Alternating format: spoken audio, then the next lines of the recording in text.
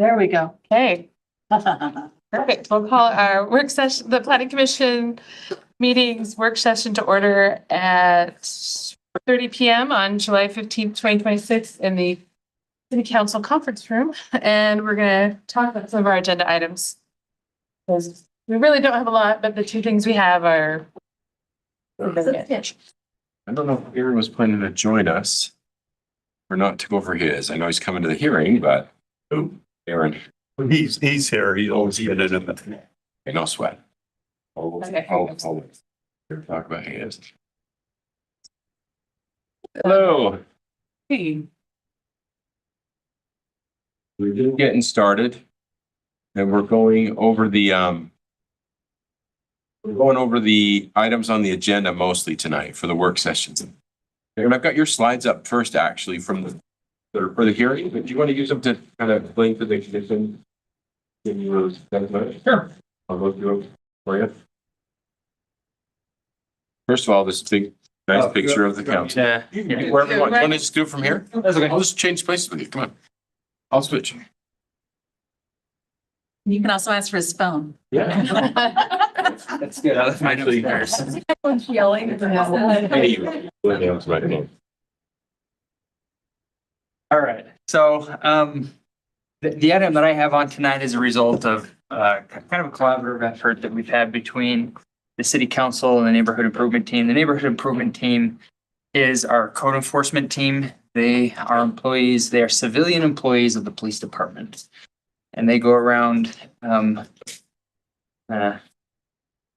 improving, preserving, whatever the neighborhoods, so that where there are nuisances, they'll go and tell the person, hey, you gotta clean up your yard, you gotta put in your landscaping, you gotta do whatever you gotta do. The most common things they run into are junk and garbage all over the yards.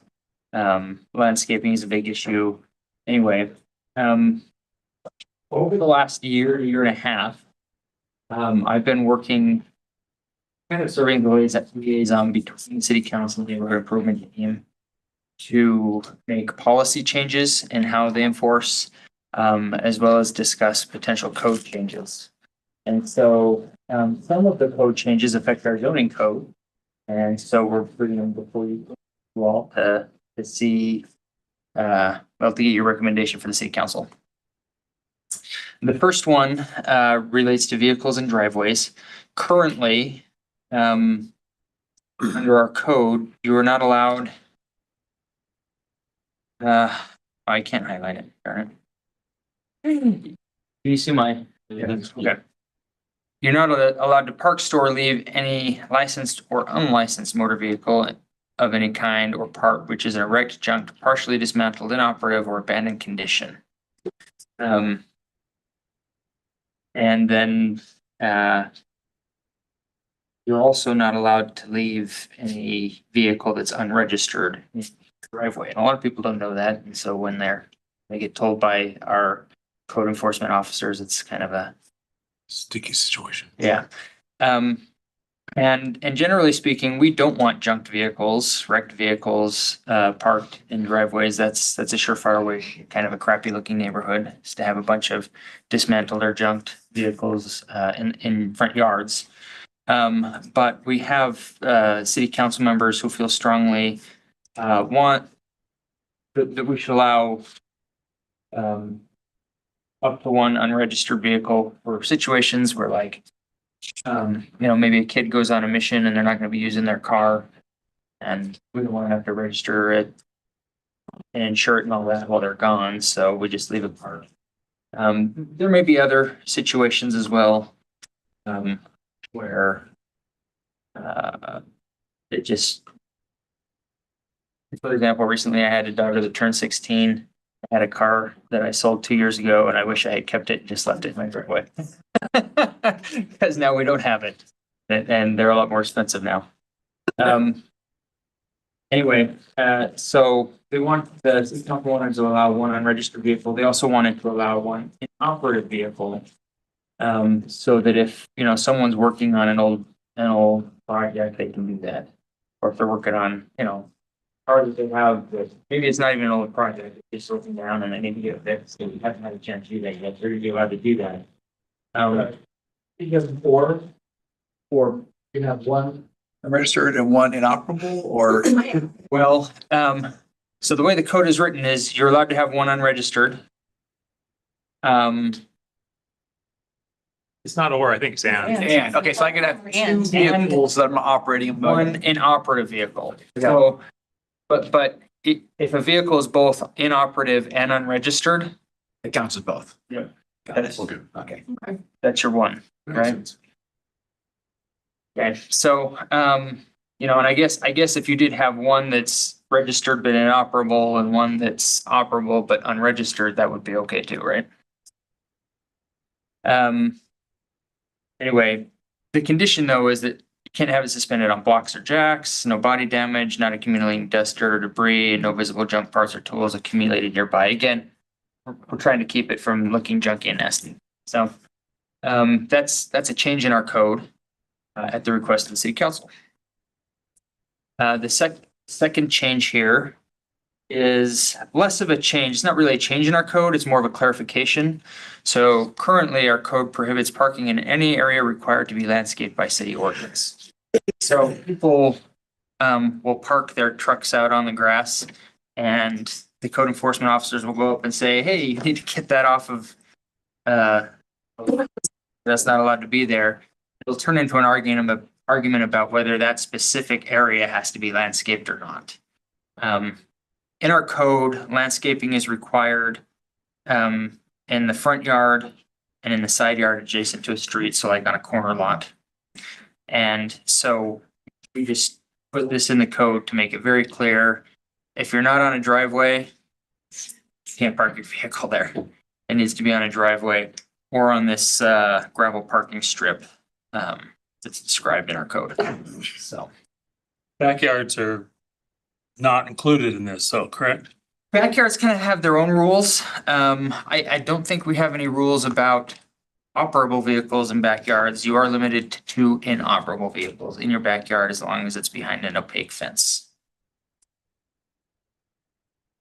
So if you're working on multiple old projects, now you can have 2 in the backyard, however many fit in your garage, as long as it closes, and then 1 out on the driveway. So again, this isn't a change to what the law says so much as it is a clarification that helps, and it helps our code enforcement officers point to the code and say, no, this is very clear and explicit now, whereas before people would want to bring it into the judge and then the judge would have to tell them, and it was just a big waste of time. This is essentially the same thing.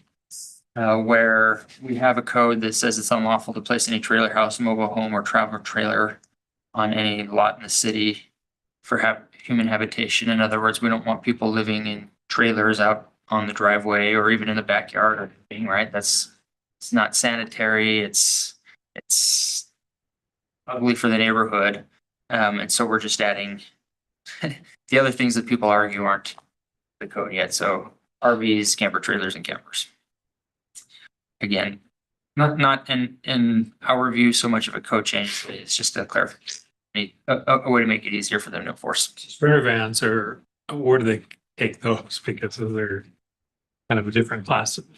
I guess if it I has. don't know. You want to add or use I'm for not sure van what a life? sprinter van is. They're converted larger vehicles that people, van type things that people often use Oh, to like live van in. life? Van life, that's what I said, or Okay. van life, that's what I Oh, was okay. trying to Or say. van life, yeah. Somebody live in their sprinter van and comply with the code is your question, Carl. Yes, that's what I'm saying, do we need to live, Probably. live or Yeah. van lifers? Yeah. That's a good point. I will ask you to suggest that in the regular meeting. Because those, Yeah. those could I be think that's a good considered, suggestion. those could be considered regular transportation, even though they do have the ability to have a toilet in them.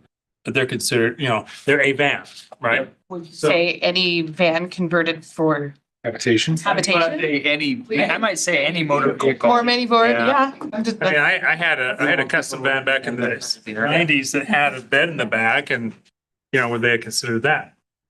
See, just I would say any motorized. I would say recreational. I wouldn't even come. I'd say a motor vehicle, because you don't want them living in your station wagon in the back of your, outside your house. The covered wagon. Yeah. Is it a right? Not motorized thing. I tried. Should it be, no, should it be vehicle? Or it's In other a words, towed as well. It's a motorized vehicle. I would just leave it a vehicle. Yeah. I'm saying. Well, Because So they can just- take the engine out So- and they could live in there because there's no more motor in it, right? but RVs are included in this as well. I can look it up. So we can make a motion correctly. I'll look it up on the. Sorry, I don't have it in You're good. It the. wasn't on there. I'll just do it. It should be in the materials though. Yeah. Oh. Great suggestion, thank you. All right.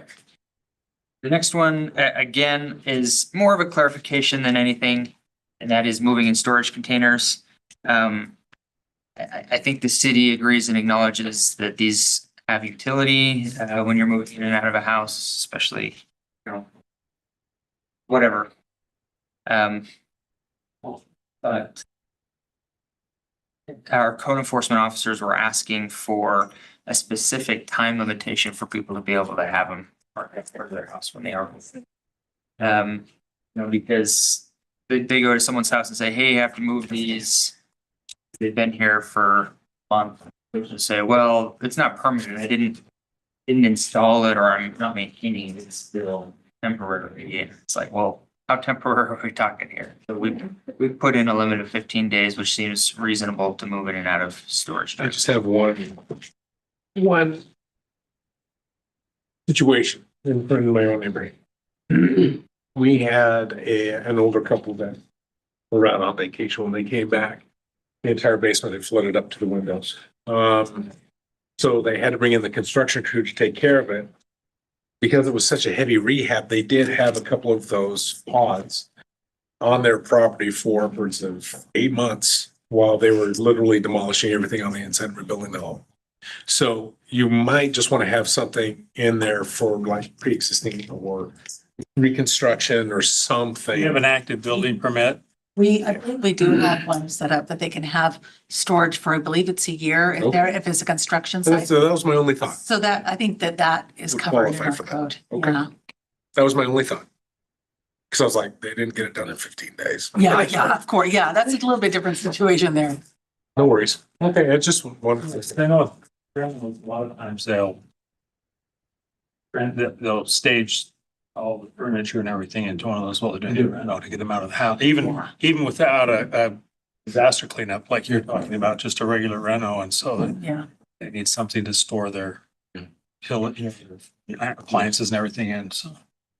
That sounds like a year is reasonable. I don't. Yeah, and we do have that. And a lot of times when they apply for the permit, they'll actually show where they're going to be having that storage unit and so forth. As long as there's a workaround.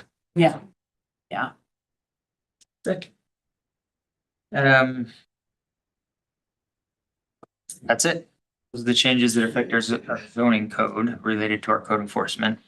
There are a bunch of others because in addition to code enforcement, was also parking enforcement that was being evaluated and where some changes are being made. And so some of those will be presented at the city council as well. Can you go back to the very first one? I had kind of a doubt there. I should have raised it at the time, but yeah.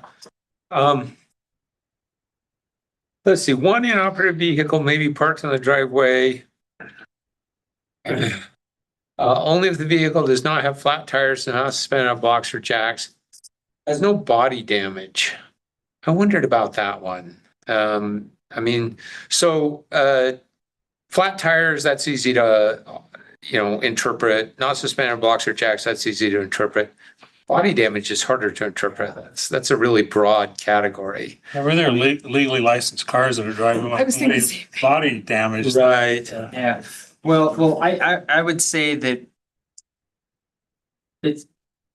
this applies to inoperative vehicles, right? Okay. So yeah, obviously, if you get in an accident and it's taking a while for your insurance to go and fix the car, or you're gonna fix it on your own or whatever, but you're still driving it, then that's not gonna apply to this anyway. Someone nicked my side of my car at Costco, Right. or if somebody smashed the entire back end, right? So that's that's an argument waiting to happen. But no, you're absolutely right. But does the car still work? If, I guess the question is, Because this only applies to inoperative But vehicles. there might be an inoperable, what does body damage mean? There might be an inoperable vehicle where somebody who is zealously enforcing things is going to crack down on them because, oh, well, that's inoperable and it has body damage. Got pinstripes on the side from. Yeah, and It's got a half-inch dent on the back side of the car versus, yeah. Aaron, I'm hearing though that you're saying that you have to have both conditions. That it has to be Or inoperable. it has to be inoperable plus There this has to be body condition. damage. Yeah, so it's not just that it has body damage. Yeah, but I think we're just suggesting that there's a high likelihood that a vehicle will have some kind of body damage. I drive a nice Volvo that has body damage because somebody nicked it, right? And if that were inoperable for, it's still going to look nice. So it's sort of an argument waiting to happen that I think we may want to think about. Very subjective. And I don't know how you would define it in the code to say, what is substantive? What is visible? What is, I don't even know how it makes sense why it's in there.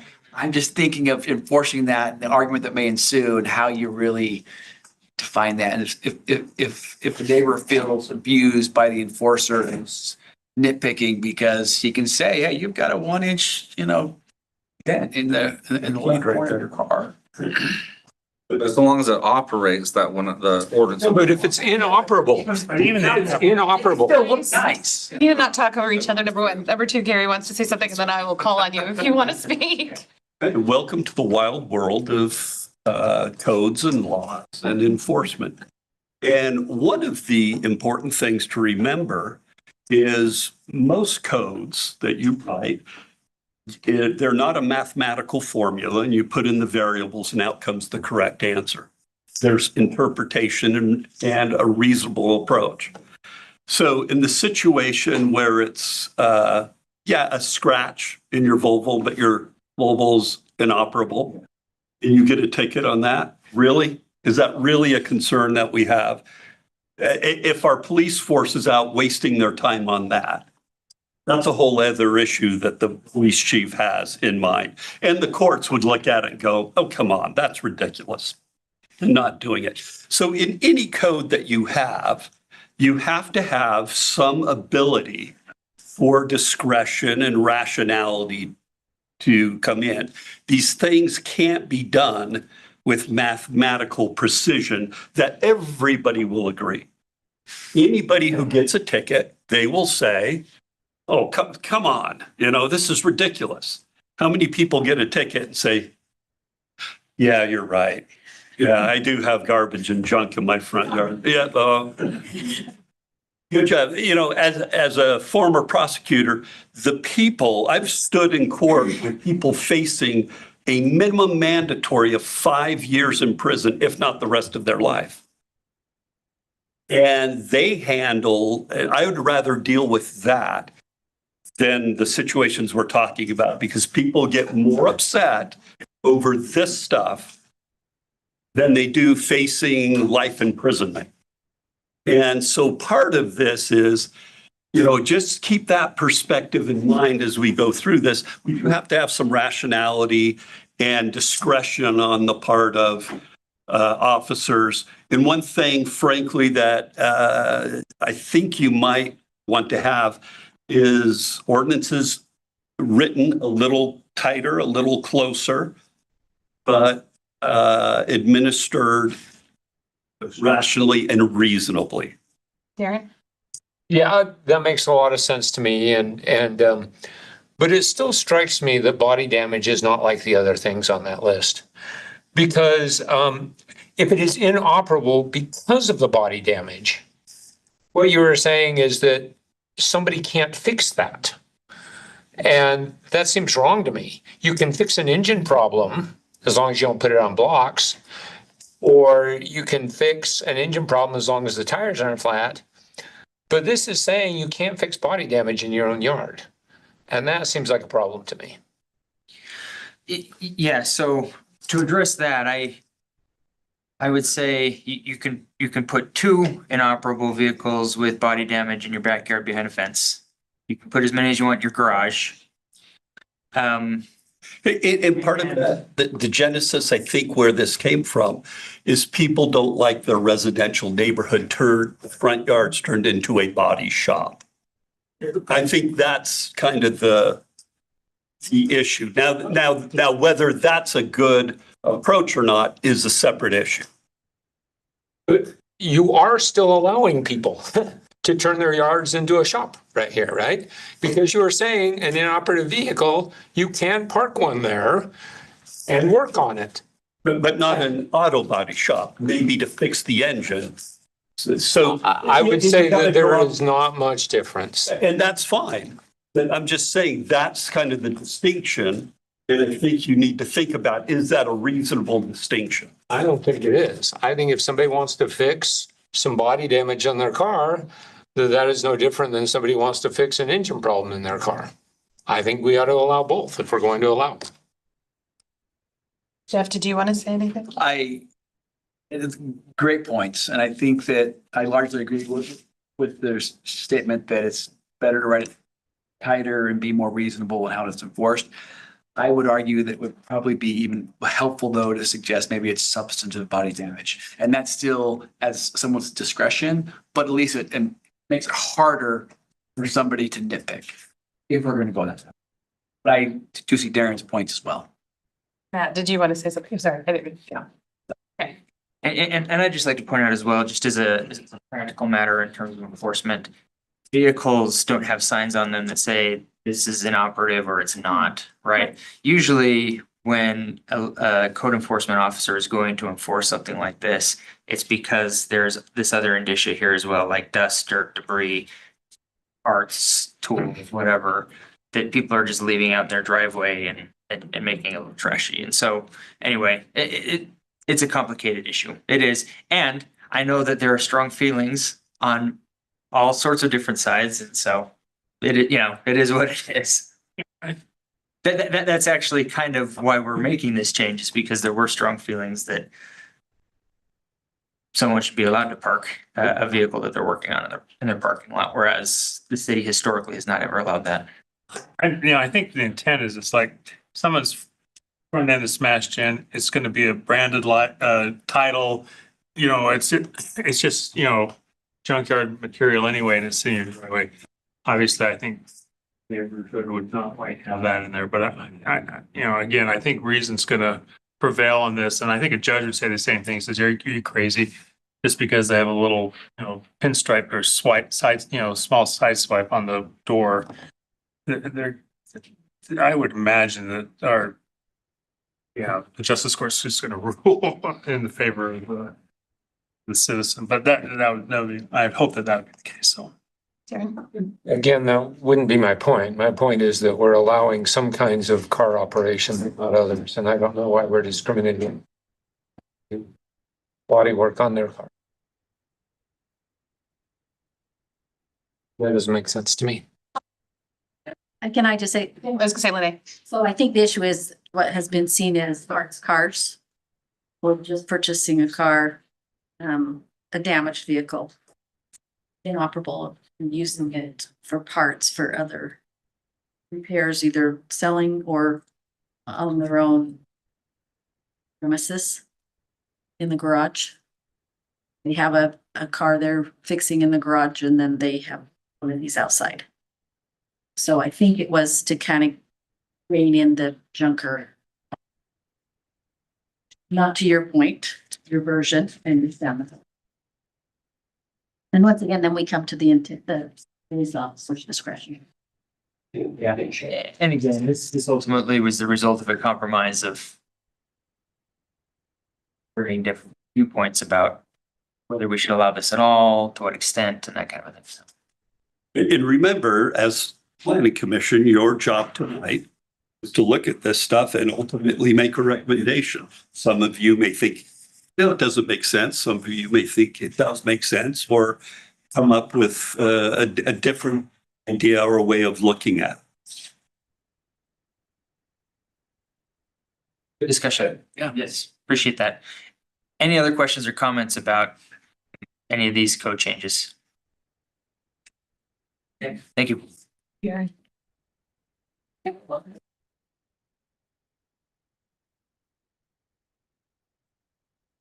now that Aaron has warmed you up,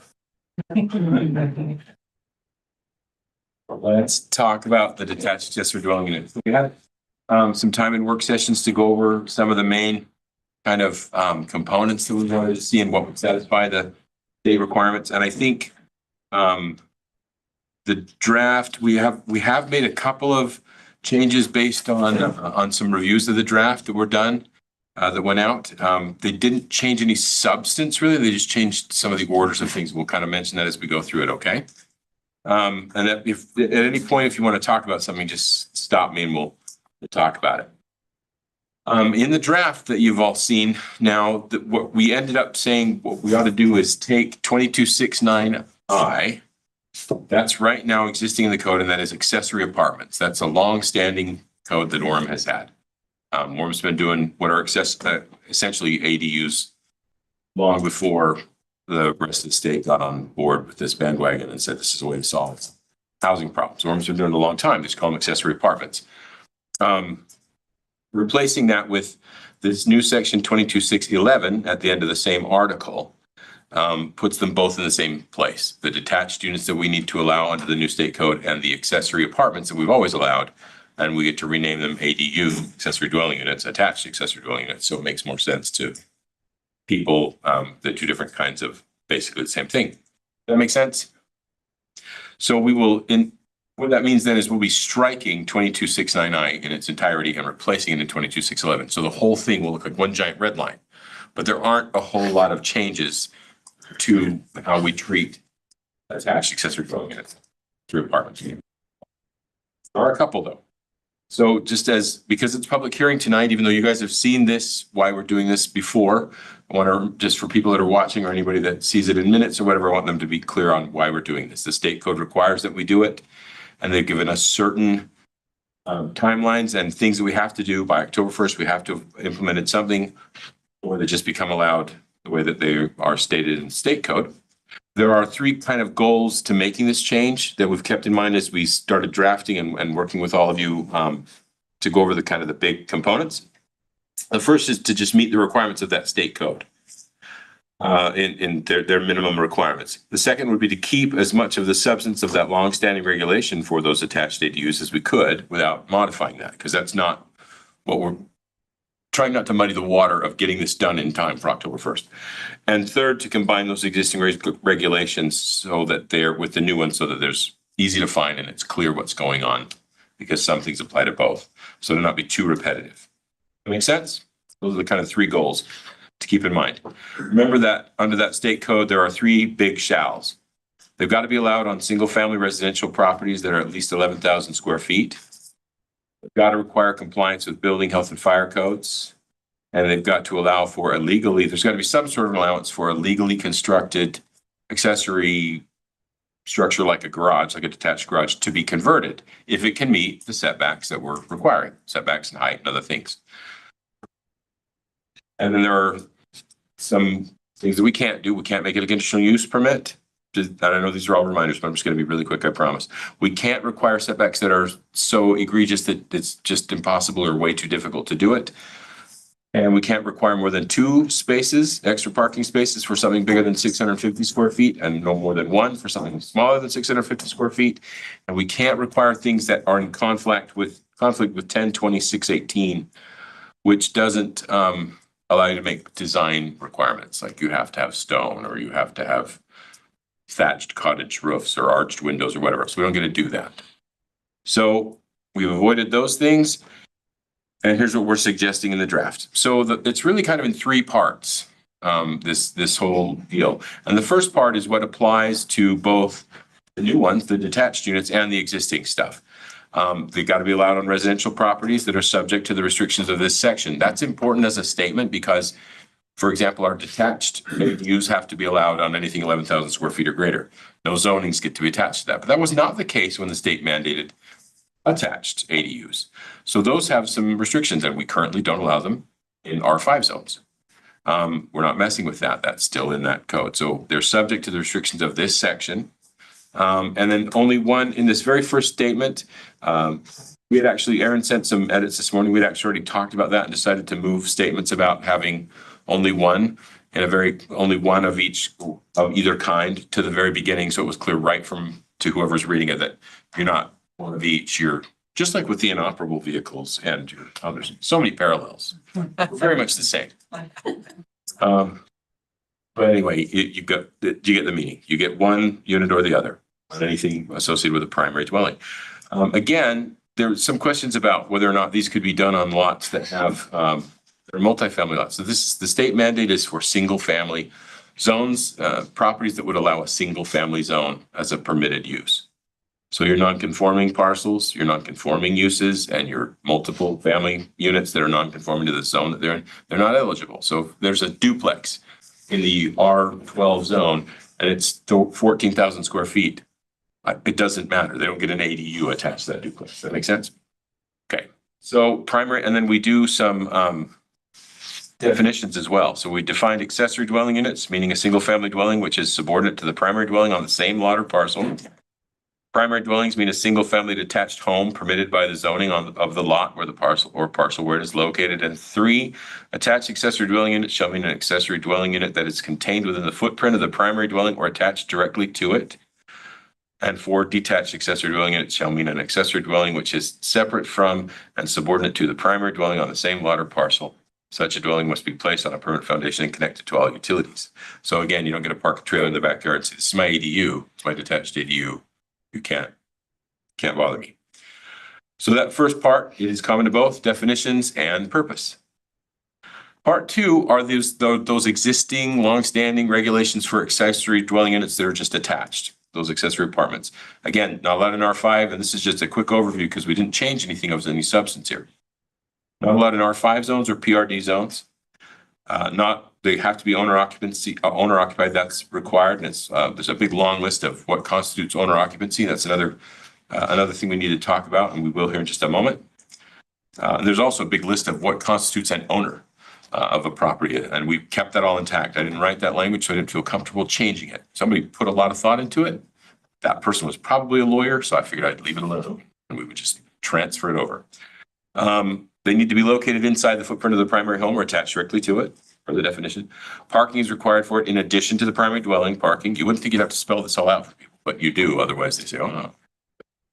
Utility meters you can have multiple meters, but they have to be the property owner's name. We had some conversations about not allowing separate meters.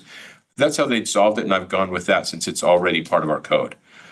So in both cases, we'll allow a second meter, but it has to be in the property owner's name. Some municipalities in that meeting we were in today they have to have 1 meter and that's it. They Yeah. don't have an option. I've looked at it that way. Usually the 2 that I've administered were that way. I did Murray's and I did, and they both say you can't have a separate meter.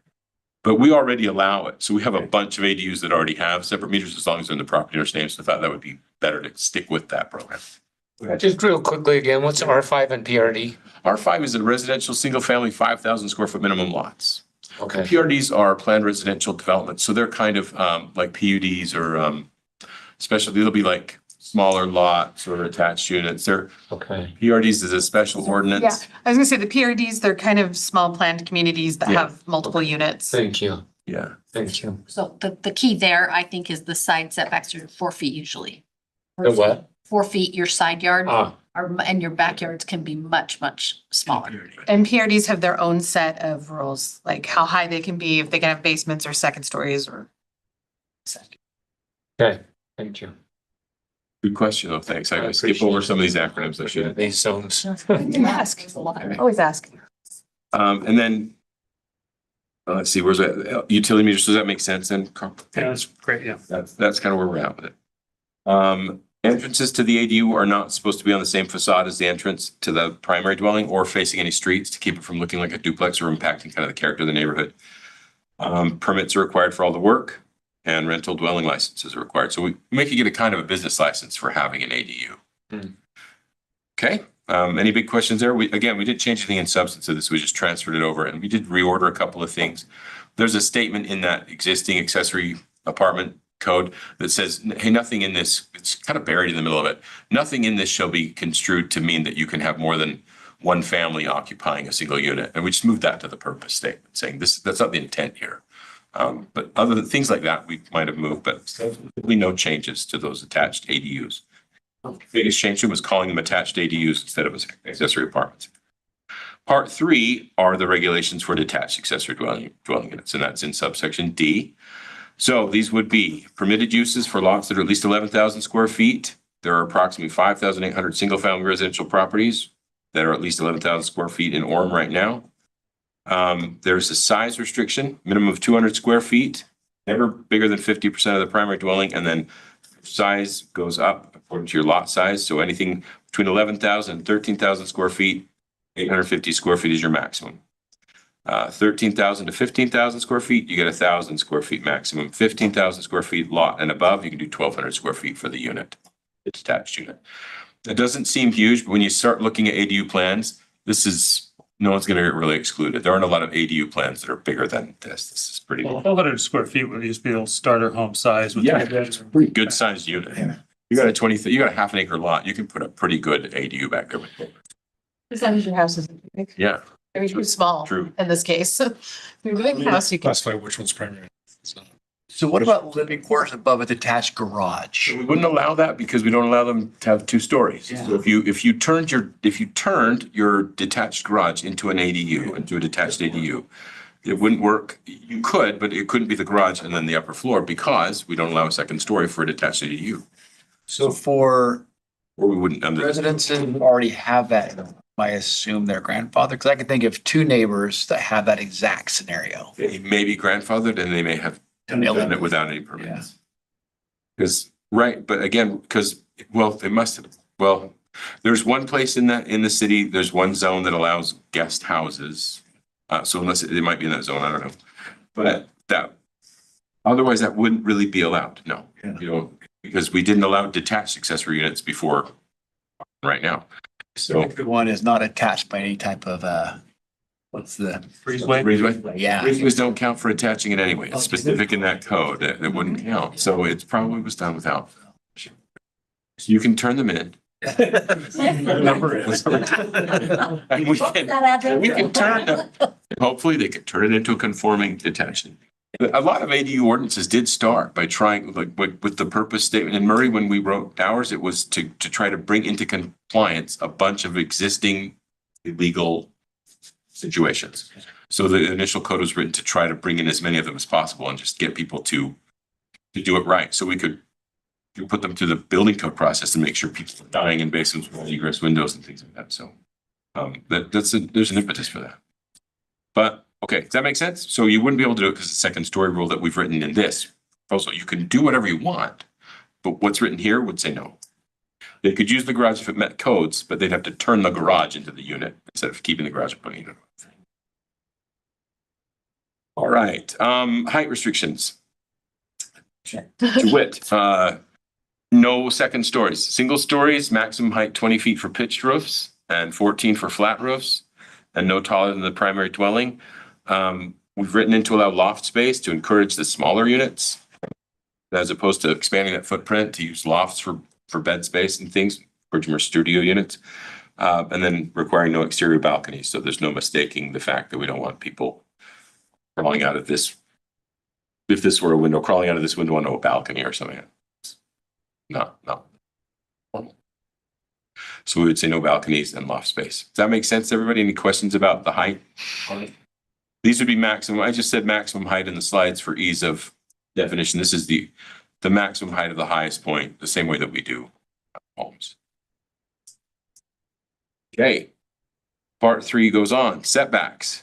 So there are several setbacks proposed in this draft. From the primary dwelling on the lot, 10 feet.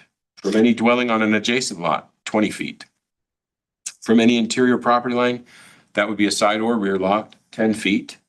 And from any public or private street, 25 feet. So that'll help it keep in line with some of this stuff down here. Existing accessory structures can be converted, but they have to be subject to these setbacks and meet those rules, and can't be located between the primary dwelling and a street. Aaron suggested some language I've incorporated into the draft, rather than saying between the between the street and the primary dwelling, not closer to the street than the primary dwelling. And that makes, then we don't have to worry about what I mean by between. So I like that actually. Thank you for that. Does that make sense? The dwelling on an adjacent lot, this gets us out of, I listened into some of that conversation today at the ULCT, and that's one of the things that they talk about, opaquing windows. They're not sure they can do that or not, or if that violates that design code deal. This keeps you from having to worry about that because we're a single story, 20 feet from anybody else's dwelling on an adjacent lot. They're gonna, Yeah, peering down into anybody's. yeah, you won't be able to. So if 10 feet is our, let's say that you got an interior property line, you say, I'm 10 feet from my interior property line, so I'm okay, but they've got a house that's only 8 feet from theirs. I need 2 more feet on your side. If it's too close. And this pushes them more, it keeps people from doing things like putting them in the side yards when they could put it in the rear, but they want to put it in the side. This might help that be pushed to the rear yard. But it's gonna be more appropriate probably. Go ahead. Can somebody circumvent these by making it attached? Or there's some other kind of regulations for Well, attached? Yes and no. Your house, so like, let's say you attach it to your house. Yeah. You probably have a 10-foot side yard requirement anyway, or an 8-foot at least.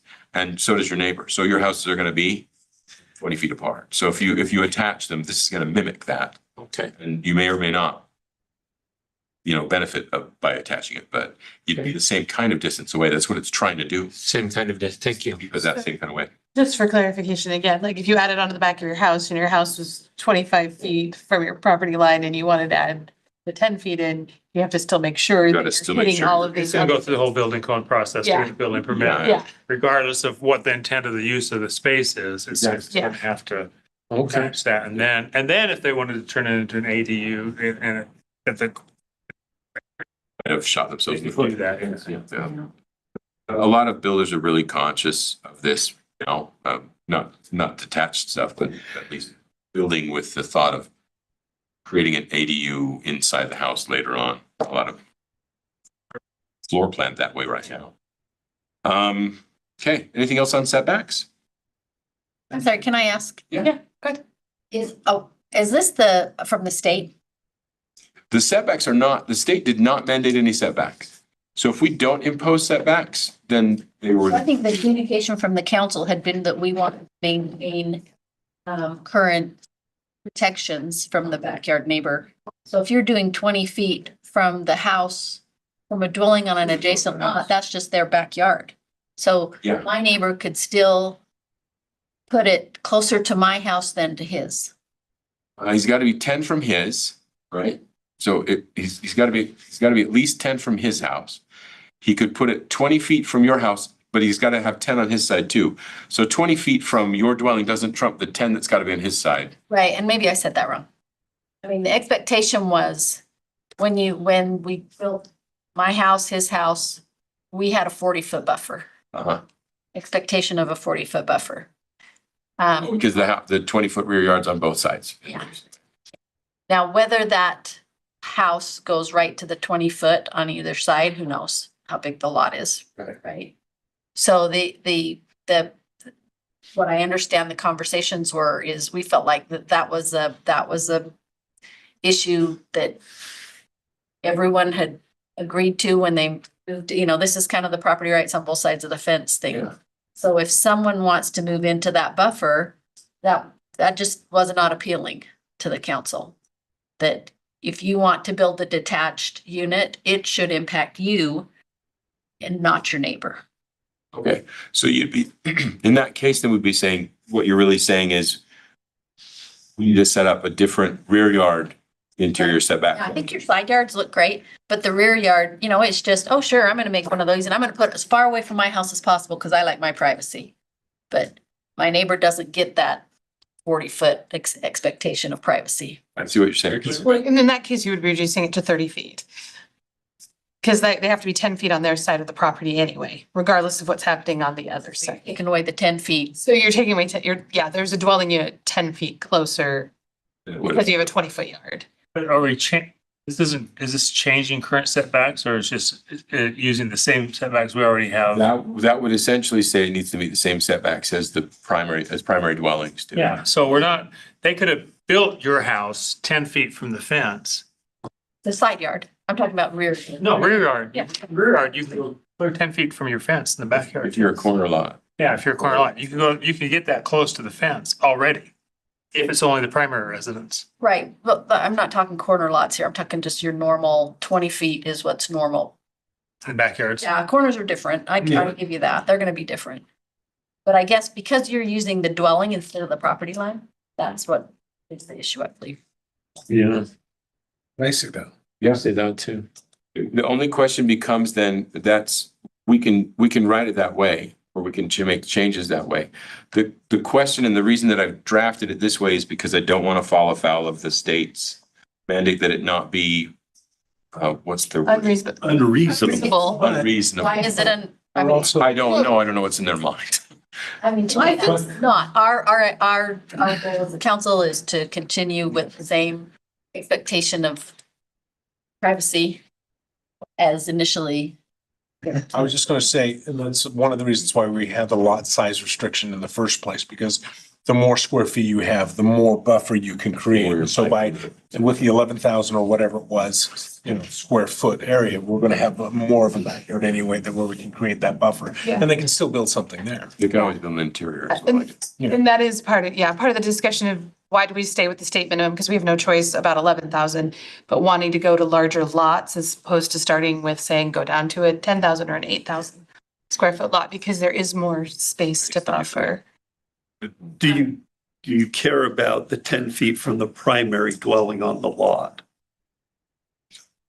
You want that to be closer, or, I mean, So I guess I haven't thought through that one very much. 10 feet from the primary, no, you can be, put it 8 feet. They're the one who wants it. you can shorten that up. House. 6 feet would be the bare minimum.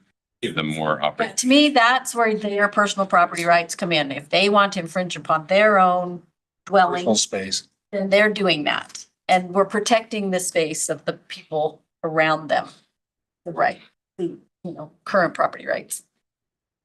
I was just gonna say, in listening to that Webinar. webinar today, I think the thing that stood out to me was the number of times it was said, try to not, in other terms, try to not run afoul of the state. There was an intention in them allowing this. And if you tighten that up more than what the state, I think we're gonna get blowback in next legislative period. That's gonna be a mess. Well, And I'm not saying I'm just saying, let's be thoughtful and, Yeah. that was interesting And I to think, have him say it like 3 or 4 times. yeah, I think, again, the main thing we have to remember is, we're all thinking about, we're all personalizing it based on the square footage that we have in our backyard. Whereas what we need to remember is that an 11,000 square foot lot is a decent sized lot. And so we can still have the buffer that you're bringing up in order to protect the neighbors, privacy. And I don't think we're running afoul with the state at that point because we have that much more area. Oh, and that's true. And I don't think we can. The question isn't, are we going to run afoul of them? Because we won't know that until next legislative session anyway. And whether we do or not, guaranteed. That And they still have to deal with us. They don't get to just, this was a it big would be conversation. litigious though, wouldn't it? It was not like they're gonna go to the state. They're gonna say that here's what the state said and Orem City didn't comply with the mandate. Right. We know what the state said, and the state said something very vague and subjective. And that's the hard part. I'm just trying. Flexibility. Yeah. And the difficulty with this, what I'd like to get is if you just in your mind imagine kind of 11,000 square foot lot that might be fairly regular, might have 100 foot of frontage and be 110 feet deep. And so you might have 20 feet front yard setback. And then if you were 10 feet from the house, so that's 30 feet. And then if you're under that, you're 10 feet away from the light, that's 40 feet. So you've got what, 60 feet. 60 feet, which put a home and an accessory apartment.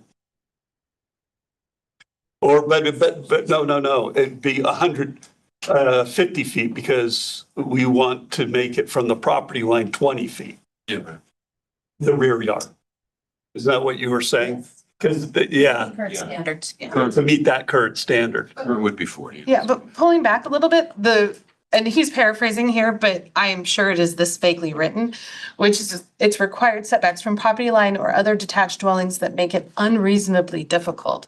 That basically, the way I interpret that, and I'm just saying this is my interpretation, is that we can't set standards that would make it impossible for people who have 11,000-foot lot to be able to put things on there. Because we could say, it has to be, what? Has to be 50 feet, or it has to be 35 feet, or whatever. And then it makes it so nothing can be built at all. And it is hard, because what the state is basically requiring is to go into that buffer between houses where there was previously no expectation of anyone living between you and your neighbor, and put a dwelling unit. You're saying what? You think that was the expectation? Well, that is what the expectation of the state has done. They basically said you've lost that buffer between, if you're living 11,000. Not less the conversations we had with our legislators. I'm saying that's what we have. That's what we're dealing with. But I'm saying that that expectation you had of a buffer from their house to your house and nobody living in between is gone now, that we have to require. So if you have an 11,000 square foot plus lot, is gone. Because it's now required by state law for Can we push back on that and disagree Yeah. with you? It depends on what the design of the external ADU looks like. what does the design matter? Because how will it fit in there? You got a 600-foot one that you can permit there There are lots of 600-foot ones that can go in there. Yeah. that would fit with the maintaining the current setbacks. But I think to Madeline's point, it's still a dwelling between your two homes. Yeah, I'm going more to what you're You saying. had the expectation of. So there's nothing between you and your neighbor. Now there is going to. Even if we set it back, Potential. there's still gonna be some. Yeah, there's still a potential. Oh, I see. That's what I'm trying to say. Sorry. So we are a little tight on time. So how much do we have left? Not a lot. Let's go through those really quick, Parking is really all that's left. Yeah. Yes. which is So setbacks. required by state. Okay, so parking again, required by the state, and we're just requiring what the state will allow us to require. Which is an additional space for something between 200 and 650 square feet, and 2 spaces for something more than 650 square feet. Same, we've kept and added into the detached rules, the same ones that exist for the attached ones, which is you gotta be, you go to the side of the house or to the rear yard. You can't count the space between the primary dwelling and the street. For your accessory dwelling unit parking, that's not reasonable if the house is using this garage. You can't count the garage space unless there's more than 2 spaces in the garage. That all. To keep it, realistically, these are 2 spaces we created for this 850 square foot. One question. So, As long as it's- yeah, really quick, because and I think this question came up. Right now, if you do an accessory apartment, it's inside the structure. Right. And it's a new construction. Many times, new construction, right? That's, like you said, you're building the building that. Okay, now what if I have a building lot and I'm gonna build a primary and a The detached one? right, down there? Is there any sequence that we're gonna require, or can they build the ADU, the detached ADU first, live in it, and then work on the other homes? Actually comes up a lot, and doesn't come up in that exact way, but the short answer is no. It's technically an accessory dwelling unit. You can't have an accessory with it. You have to build the primary first. But if you issued the building permit, Usually the building permit for Both of them? both of them, I wouldn't grant occupancy. okay. I wouldn't grant occupancy to the detached until there was occupancy That to was the primary. So it's a good question. Yeah. To reference that in the web, Yeah. the way that I guess is acceptable. Not in the code, it might be accessible. People, I wouldn't do it. Yeah. I think it's a I good wouldn't, question if that somebody comes up. built a garage, asked for a building permit for the garage, a detached garage, at the same time as they wanted to build their house. I would issue both those permits, and if they wanted occupancy, garage, or some part required it, before the primary is done, I wouldn't grant occupancy. It's the practice. We need to formally adjourn. So we'll adjourn our work session at 5:25 PM, and we will meet for our main meeting in the other room. Okay. Okay.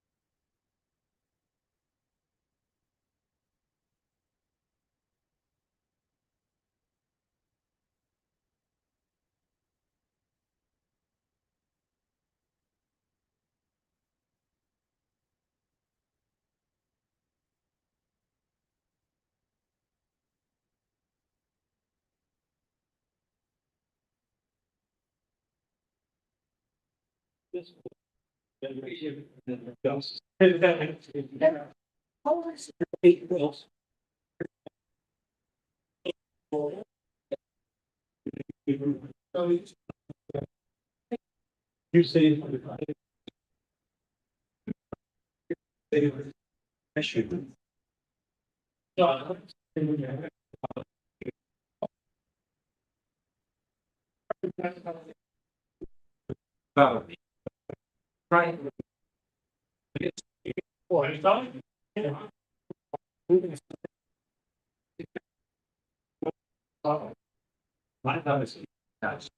Right.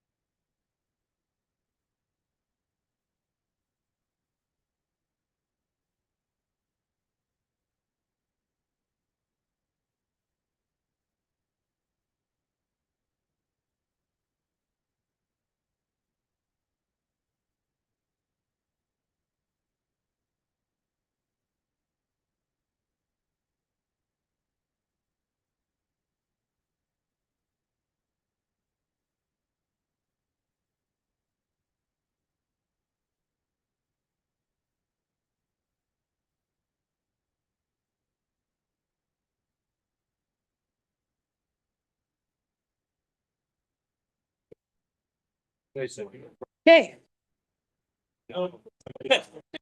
Okay, let's go ahead and call our planning commission meeting to order. Wow, we're the noisy ones tonight. That's exciting. Okay. So we'll go ahead and call our planning commission meeting to order at 5:32 PM on July 15th, 2026 in the Orem City Council chambers. We'll begin with an invocation if somebody's willing to give one, because I forgot to ask. Okay, thanks, Susan. Our Heavenly Father, we're grateful for the opportunity we have to meet together tonight as neighbors and those who love our city. And we ask a blessing upon us and all who participate, that we can look outside the box in terms of our relationships with others and what will work best for our city. We're grateful to live in the area we do, surrounded by good people and in a beautiful city. We're thankful for that. We're grateful for the opportunity to be here tonight. And we say this in the name of Jesus Christ. Amen. Thank you so much. I appreciate it. We'll begin with item 3, which has one item, 3.1, which is our consent agenda and its approval of the July 1st, 2026 minutes. They look good to me. Anyone see anything or any questions? Okay, can I get motion? I move that the Orem City Planning Commission approve the consent agenda. Okay, do I have a second? I second. Go ahead. Jeff. You want Jeff to get it? Okay. So, Carl moved and Jeff seconded that we approve the consent agenda items. We'll go to vote. Jeff? Aye. Aye. Aye. Aye. Aye. Aye. Okay, those items are approved. We have nothing for 4, so we will move down to item 5, which is public hearings. We'll begin with item 5.1, which is a text amendment. It's updates to chapter 22 of the Orem City Code relating to code enforcement. And are you doing that or is Aaron doing it?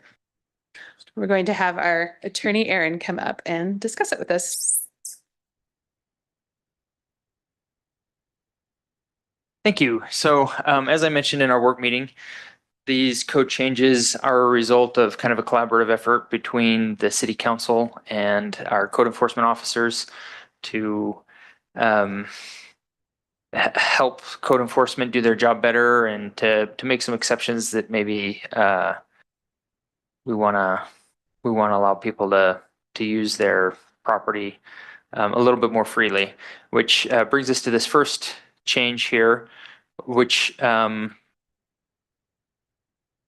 historically the city of Orem has not allowed any unregistered vehicles to be parked in a driveway of a residential home, nor any inoperative vehicles. And this will allow one of each so that someone can work on a car if they have a project that they want to do in their driveway. Of course, city code would allow them to store it in their garage or up to 2 of them in their backyard as well, behind an opaque fence. But this adds additional flexibility for those who are car repair enthusiasts. And to be clear, this is just for like, it would be repair on a personal car, nothing commercial. It still would not allow any sort of commercial auto repair in a residential neighborhood. The second one just clarifies where you can and cannot park your vehicles. They must be parked in a driveway or on a gravel parking strip that complies with our code. We don't want cars parked in yards. This code just clarifies that to make it so that we don't have confusion between our code enforcement officers and those who they are enforcing against. This code change is also more of a clarification than an actual substantive change. We're just making it clear that recreational vehicles, camper trailers, and campers also cannot be lived in a residential neighborhood. And I would encourage you, when you make your motion, we discussed in the work meeting that it would be good to add any vehicle to this. And so I'd encourage you, when you make your motion, to mention that and encourage the city council to adopt a version of this ordinance that prohibits living in any vehicles. And then finally, we have moving in storage containers. This again doesn't make a very significant substantive change. Moving containers already aren't allowed to be installed or maintained on a residential lot. But we understand that they are used. And so we're just clarifying that if you're moving, you have 15 days to clear out those containers. Any questions? Thank you. Any questions on this? Yeah, we had a pretty thorough discussion about these in our pre-meeting. So if you have any further questions about, if anyone wants to go back to our pre-meeting and watch that, if you have any questions, that's where a lot of it was. So, Derek? I guess I don't have a question, but I wanted to reiterate a point that I made in the pre-meeting. Is that the appropriate time to do that now or? Yeah, you can do it now, or we can wait until after public comment. Okay, we can wait till public comment. Okay. All right. So if there's no further questions for staff, then we will move to public comment. If anyone would like to come forward and make a statement about this specific item on our agenda, you're welcome to come forward and use the mic. And please state your name and limit your comments to 3 minutes. And we'll go ahead and open the public hearing. Public comment. Since there's so many people here. I'm Marion Baxter and I live in Southwest Orem, and I'm so grateful for the visuals. That's really, I read through the documents before, the packets before. This is really helpful. So when a person has, say, family or friends visiting, and they have a camper or a trailer that they may have kids sleeping in for the night while they're visiting, are things like that my question is, is there an umbrella for that to be legitimately visitors in a driveway or on your property or in front of your home? That I've known of settings, I haven't needed that, but I think that that's viable to consider, pardon. And the only other thing that I've wondered is, I think there was things about larger vehicles parked, work vehicles, wreckers, semi-trucks, that kind of thing. That makes total sense from the way I read the information earlier. One aspect of it, though, that I recognized was I happen to know of some people that do mechanic work out of their personal garages. Now, they don't come out onto the street, but is that fall under legitimate use in that setting, that they use their own garage, but they don't, impact parking out on the street and stuff? So those are the only things that came to mind for me, and I appreciate that. And at other times, I think these are all viable processes. So thank you, or policies. So thank you for your time and attention. And it does help when the 3-minute timer's up there. Thank you. You're welcome. Thank you for coming. Yes, and I agree about the 3-minute timer. I'm doing my best to time it, but you're good.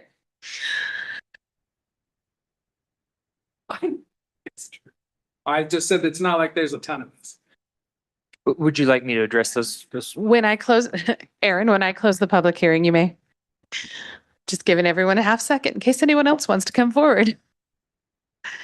Okay, since no one else is coming forward, we will go ahead and close the public comment section. And yes, Aaron, if you would like to address that. Yeah, so regarding the two questions, can someone come and visit and live in their camper?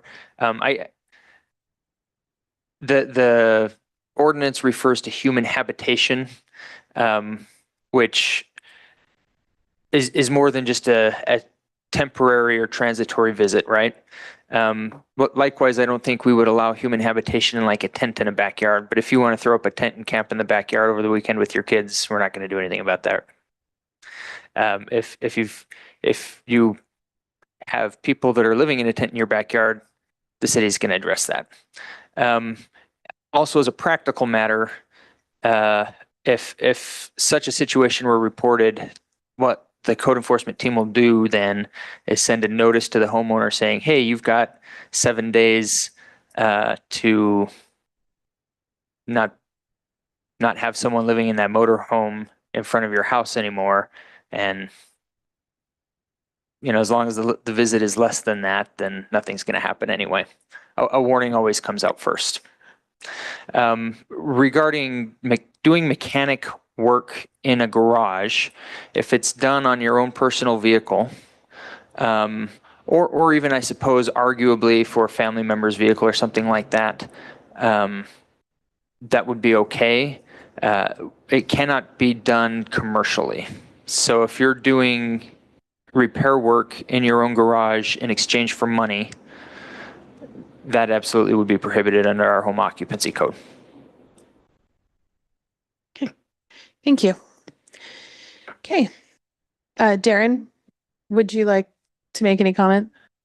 Yeah, I just still have the concern about why we allow people to work on engines or mechanical trouble, but not work on the body work. So if a car has both mechanical trouble and body work needs, this would not allow that, actually, because it would not allow any vehicle to be worked on that needs some body work. And I appreciate the effort to allow people to work on their own vehicles or to work on, yeah, I think that's good. There's people who need to work on their vehicles. But I don't understand why we don't allow them to do body work as well as the mechanical work. Thank you. Yes, Jeff? Darren, I see what you're saying, and I, in some ways, feel the same way about being too heavy-handed about this as a city. I think we've got to be concerned about that. maybe the justification is body work is visible, and the point is to try to keep these neighborhoods in a condition that doesn't affect values of property and the ambiance of the neighborhood, and an engine doesn't have the same effect on the neighborhood potentially. I'm more concerned about just the language, body work. I would rather it include something like substantive body work. I think that, is less likely to be abused, but those are my thoughts.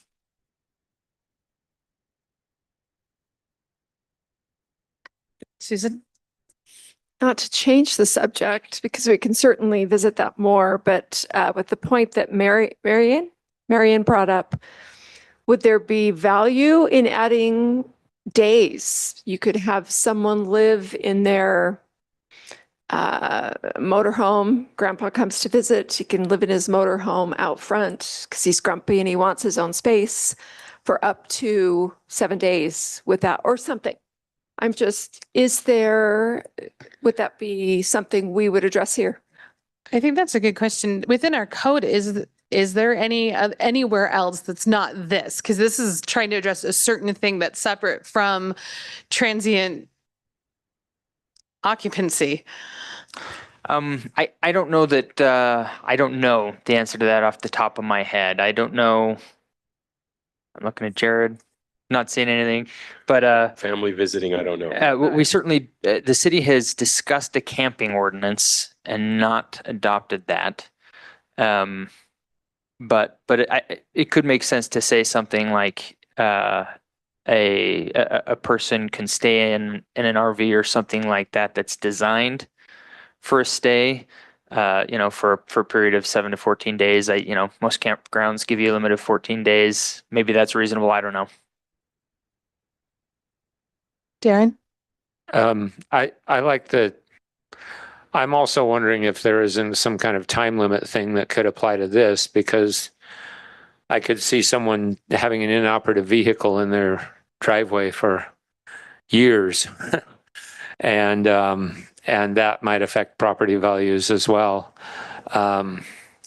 I am sympathetic to the idea that we need regulations that keep our neighborhoods looking good, and places that people want to live in. And I am sympathetic to the idea that people should be able to, work on inoperative vehicles. But I am also worried about working on inoperative vehicles for a decade. And I wonder if some kind of time limit would be. Yeah. This is where I'm going to put on, and I've really never said this in the 6 months y'all have been on, but I've been on the planning commission for 4.5 years, and I have sat through a lot of these what if scenarios. And I've sat through 3 years of law school too. So I've sat through a lot of what if conversations, and we can spend all day going down to every bit of minutia and trying. Some of us love that, but we can go down to every bit of minutia and we can worry about every what if scenario, and we still will get it wrong. It's kind of somewhat good. Gary was saying earlier, we will still get it wrong. There'll still be somebody who has an exception. There's still going to be something. I think in the spirit of what's been presented to us here, overall, these are really minor changes that need to be made, that have been made by people who've been on the other side of this, who see this in action. And Rebecca's not here, but she used to work on the neighborhood enforcement team, and having talked to her and listened to her in the past, it is interesting what they can and can't do. And so this is just one bite at the apple to get going so that they can enforce things that are recurrent issues. And I think if it turns out that there's a lot of cars that are just need a little bit of body work and are being attacked, I think that we have to have faith in the process that those will come back. But I know for me, these are fine. I think the anti-vehicle recommendation to city council for we don't want people living in their cars just because it's not a camper, right? I think that goes along with that list. I think that is a fair recommendation. And I think we need to be careful not to get too lost in the weeds of the what ifs on particularly this one. Jeff? Oh, No, well said. Convinced me. unfortunately, you have to do it with the mic on, so it's on the record. Well said. No, I'm just teasing. So if there isn't any further, I'm going to do a really rare thing, and I am going to motion that we forward a recommendation of approval to the Orem City Council for the request to amend Chapter 22 of the Orem City Code related to neighborhood improvement zoning code enforcement, with the recommendation that any vehicle be added to 22-18-8A. Do I have a second? I second. Okay. That's weird to say I moved because I normally don't say. Madeline moved, I'll say in the third, and Carl seconded that we forward a recommendation of approval with that addition. And we'll go to vote unless anyone wants to say anything else. At this point, anyone can say if you want anyone. Okay, Carl? Aye. Nay. Aye. Aye. Aye. Aye. Okay. That motion passes. And we will move on to thank you, Erin, item 5.2, which is also a text amendment. It's an update to Article 22-6 of the Orem City Code to establish regulations for detached accessory dwelling units. Jared? Thank you. I appreciate your patience with me as we go through some of these things one more time. Just to reiterate, this is a proposal to add a new section, 22.6.11, that will replace 22.6.9I, that currently provides regulations for what we call accessory apartments and have for a long time in Orem. The state has mandated that we add regulations that will allow detached accessory dwelling units as opposed to just attached units as we currently do. As we said, that's got to be done by October 1st. So we have a little bit of a timeline considering the options that the council has. So we're at public hearing tonight to get as far as we can down this road and try to be ready for that adoption to happen in time. Given that in mind, or keeping that in mind, we have three goals that we kind of attach to this draft proposed change. And those are to meet the requirements of that state code, to keep the substance of our longstanding regulations for accessory apartments, renaming them attached ADUs, and to combine those two together in one place so that it's easy to find them for the public and folks can make sense of them more easily without referring to two different sections back and forth. So as a bit of background, detached accessory dwelling units, the code that just came from the state that has to be adopted by October 1st states that we have to do basically three things. We need to allow, as a city, detached accessory dwelling units on single family residentially used and zoned properties of 11,000 square feet or greater.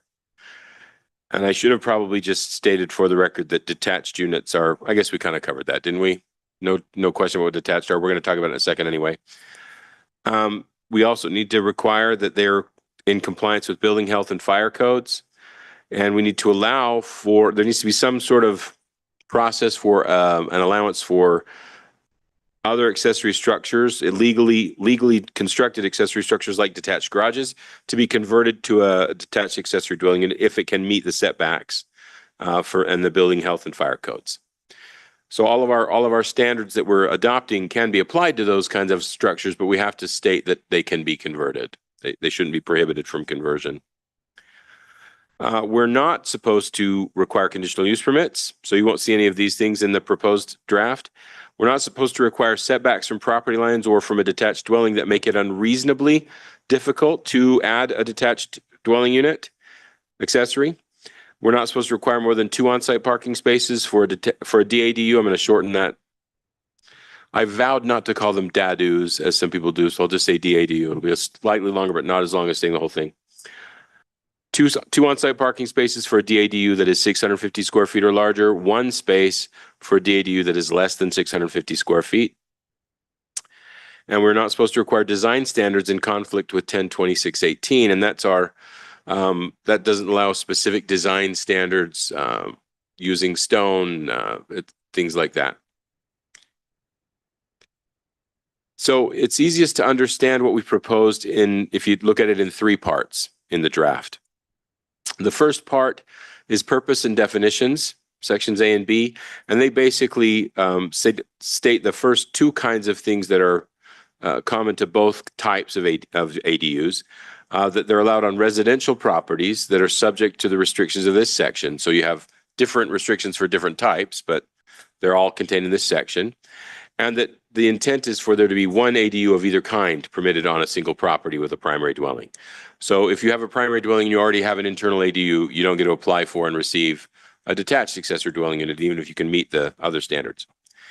We've defined accessory dwelling units. That just means a single family dwelling which is subordinate to the primary dwelling on that same lot or parcel. Primary dwellings are single family detached homes permitted by the zoning of the lot or parcel.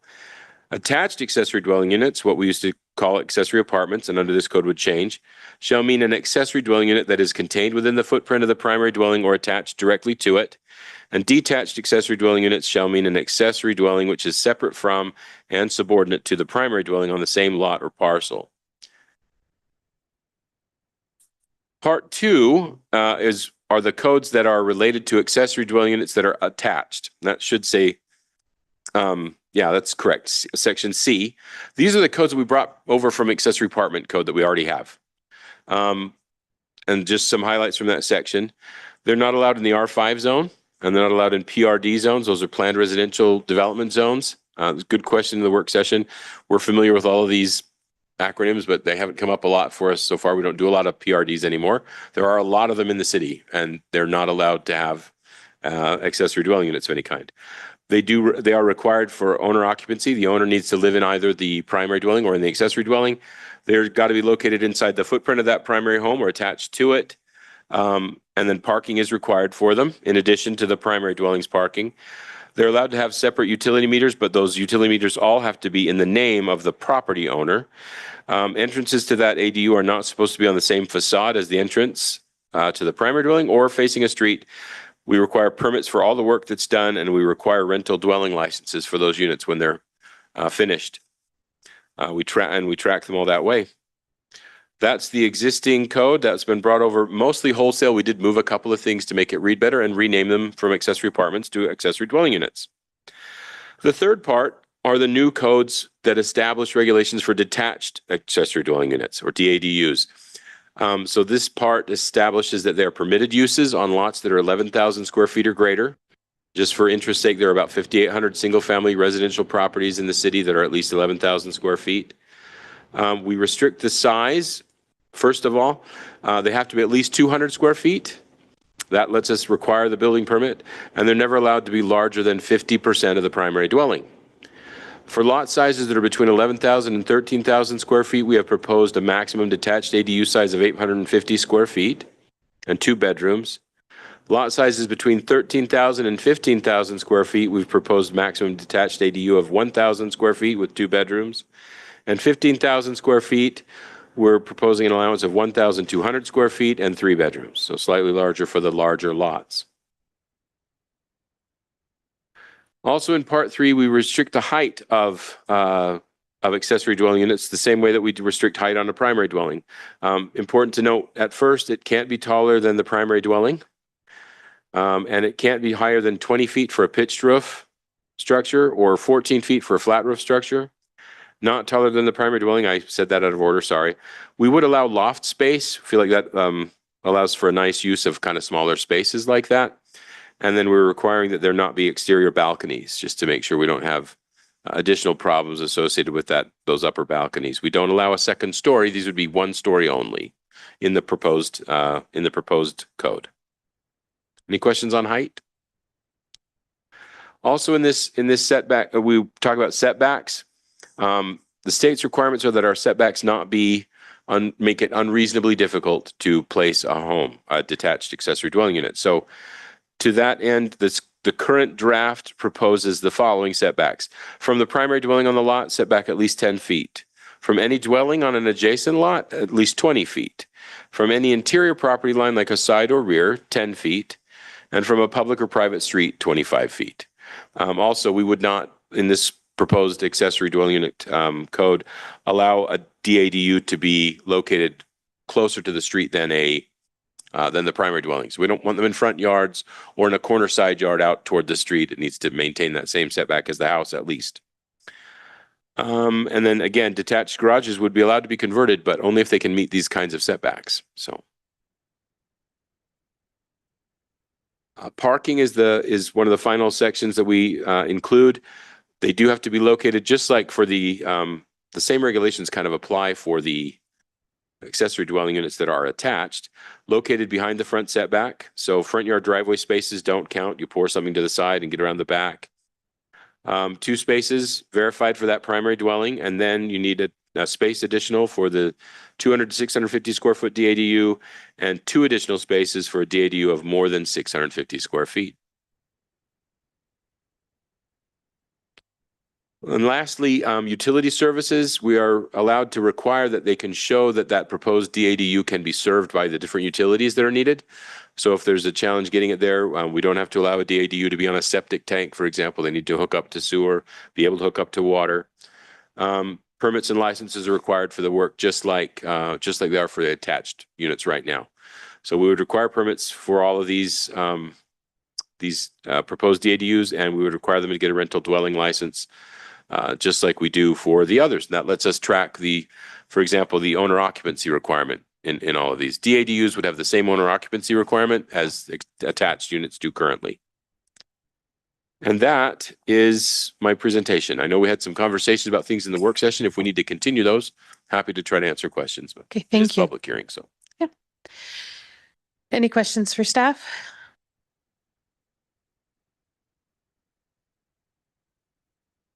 Okay. Then we'll go ahead and do the public hearing, the public comment section of the public hearing here. And same rules as before. If you could come forward, state your name and limit your comments to 3 minutes. Thank you. So Aaron Larson, I'm building a home here in Orem. So I often hear Orem's leaders talk about the housing shortage and the housing affordability crisis. Tonight, you have a practical opportunity to help address both, but not with a big, large government program, but by allowing Orem's families to use their own property to help themselves and one another. Detached accessory dwelling units can provide rental income to families struggling with rising costs. They can create granny flats where parents can age near their adult children instead of being pushed prematurely into assisted living facilities. They can also provide small affordable homes for newlyweds, single parents, adult children, teachers. So adult children. So Councilwoman Millet's daughter is currently living in Springville because she can't afford Orem. Also first responders and young families who are just starting out. Those families can also bring young children back into our neighborhoods and fill Orem schools. This is not merely a housing policy, it is a family policy, an aging in place policy, and a neighborhood renewal policy. Did you know that there are cities in Utah that have chosen to have no minimum lot size for homeowners who want to build ADUs? But this proposal for Orem appears to limit the ADU opportunity to only about 25%. That leaves out thousands of families who may need this opportunity the most. And yes, we 100% ought to help Madeline's daughter achieve her dream of building a tiny home in her mom's backyard, but she is not the only child in Orem with that dream. The new there's also very important legal issues that need to be corrected now. The new detached ADU statute expressly provides that a city's design standards may not conflict with Utah Code Section 102618. That section specifically protects homeowners from city regulations of design elements such as the number or type of rooms, interior layout, roof structure, and roof pitch. That means that the proposed bedroom limits needs to be removed. The restriction limiting a loft to 20% of the floor area also appears to regulate interior layout. And Orem should not discriminate against some homeowners by giving one height limit for a pitched roof and a lower height limit for a flat roof, especially when the design element of the roof pitch is protected by state law. Regulating pitch by height, it's a creative idea, but it is against state law. For over 100 years, the Utah Supreme Court has consistently held Government may not do indirectly what the law forbids it from doing directly. So Orem can regulate matters such as overall height, setbacks, parking utilities, building safety, et cetera. But it cannot use these powers to indirectly dictate design elements that the legislature has expressly protected, such as roof pitch or number of bedrooms. So please resolve these conflicts now before the ordinance is adopted and before homeowners are forced to challenge them through administrative appeals or in court. These administrative and court appeals will consume city staff time, taxpayer money, and resources that could be better used to help Orem families. I personally do not have a dog in the fight. I'm almost done.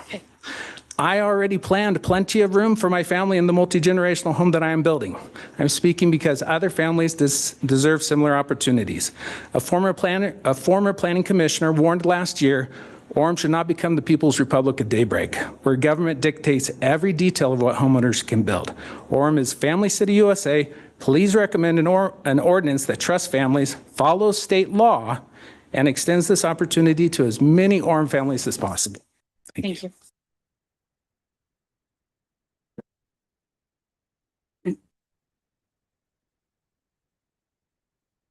I'm Marion Baxter, and I happened to be at the council meeting last evening, and there were several issues that were brought up that I thought, oh, I need to understand more what this ordinance is coming before the council through the Planning Commission. And I recognize that there are, to set that 11,000 square foot lots or larger, really limits how many people can do a viable design. It seemed odd to me that it was not 8,000 square foot lots and larger. That was one thing that came up. The viability, one comment last night was about the impact of short-term rentals. And I'm going, I do like using Airbnb. And I've used it all over the country for our family and for myself and my husband. And one of the things that I've run into is it's not an issue when it's managed well. It looks like there's already some designed in licensing and ways that this would be viably managed within the city. Our oldest daughter lives in Santa Cruz, California, and they have to renew their permit every 3 to 5 years with the city and the county both. Interesting guidelines. The other thing that I noticed last evening had to do with how do we get it was almost like there's no way this can work. And it overlooked the fact that when you open up pathways for people to have other income coming in, owner-occupied is a big part of that. I think owner-occupied makes a difference, and the way to empower neighbors not to have to be the enforcers, yet have accessible ways to communicate what's happening in their neighborhood. It seemed odd to me that they considered there were several examples of parties in noise filtering out in the neighborhood, and I thought, why aren't you talking to the owner? Why aren't you talking to I thought, just that's a communication issue, it seems like. Anyway, those are the things that getting back younger families with the current, there were several people that said housing will be affordable by not allowing short-term rental. I am from Salt Lake City. I know that valley very well, and Salt Lake proper. These housing prices are not going back down due to short-term rentals. It's just not going to happen. That's not a viable pathway to look at it as. So thank you for your time and attention. Thank you.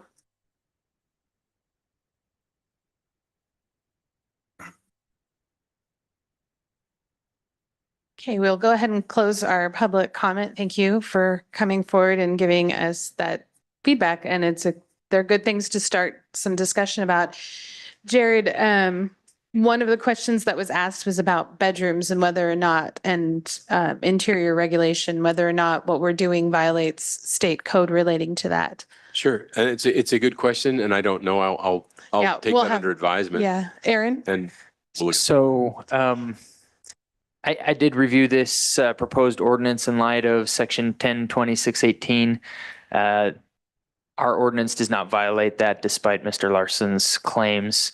He claims he doesn't have a dog in the fight. He is suing the city currently for our building height ordinance, claiming that it also violates that section.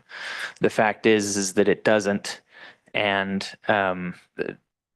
the city is confident that we're in compliance with state law. Thank you. Would it be possible, Aaron, for you to explain how we are in compliance? Just to Yeah. make sure that I get that. So state law says that that a municipality may not impose a requirement for a building design element in a 1 or 2 family dwelling. And the argument is that by having different building heights depending on whether or not you have a roof pitch, that's requiring a roof pitch. But it's not. You have a choice. You can have a roof pitch or you can choose not to. You're just stuck with whatever the building height is. And same with the bedrooms. We're not requiring that you put 2 bedrooms in. We're just saying that's the limit. Thank you, Aaron. Carl? So we looked at a slide and then maybe you went through and I didn't remember that we saw it, but how many lots in the city of Orem currently? I don't think it's in. it's here. Yeah, It was just a 5,800. mention, yeah. a 5,800 single family. Okay, that was the number that I was looking for. Yep. Thank you. It's about 23.5% of the total housing units or total residential lots of the city. Darren? Well, I guess that I wondered, I thought that the speaker, the visitor made a nice point about why not allow it on somewhat smaller sized lots. I can see why there would need to be a minimum size, but why 11? Why not 8? Why not allow slightly smaller detached ADUs on slightly smaller lots? I can give you what I think about that, and different people are going to think different things about it. But here's my take. For starters, because it's what the state set at 11,000. That's where they kind of set the bottom and said this is where it get 10,000, 10,500 square foot lots. That's a quarter acre. What people think of as a quarter acre. 11,000 is more than that. So it's bigger than what people think of as the standard residential lot. There's going to be a number of them in any city, like Orem is going to have a pretty good sized number of those, but they're not going to be the majority. That's kind of the intent. And the other thing I would say about that is everyone in the city with an 8,000 square foot lot, although they're not eligible under this code to do a detached accessory dwelling unit, they are absolutely eligible for an attached or interior accessory dwelling unit. It's kind of like Aaron's example of the pitched roof and the flat roof. There's a way for them to do an attached or an accessory dwelling unit. It just might not be their preferable way. And the reason for the 11,000 is like we talked about with setbacks. I've proposed in this ordinance the 10 and then 10 from any interior. That would include rear yards. And the concern being, are we too much into that space? Are we changing the character of what is essentially single family too much? And the whole value proposition of accessory dwelling units together, both attached and detached, is that they are a way for a city or for a community to allow additional housing without impacting greatly the kind of existing residential character, single family character. The smaller you make those lots and allow the detached units, the more you are by just definition going to impact that character. So you got to set a threshold. Why not lower than 11,000? Honestly, because the state set it at 11,000. We start there and see how it goes. Okay, Jeff? So why do we need the minimum though if we can regulate setbacks? Let's just say it happened to work on an 8,000 square foot lot. If I meet my setbacks, then does it not meet the spirit of what we're talking about is my question. It probably could. You'd probably also want to include coverage requirements, which we've expressly not done in this draft. Because that's the other issue is how much of that space is being taken up. It's not just the distance relative to that other home. It's also how much of the backyard is taken up by now a detached garage and a detached accessory dwelling unit and a tool shed and whatever else.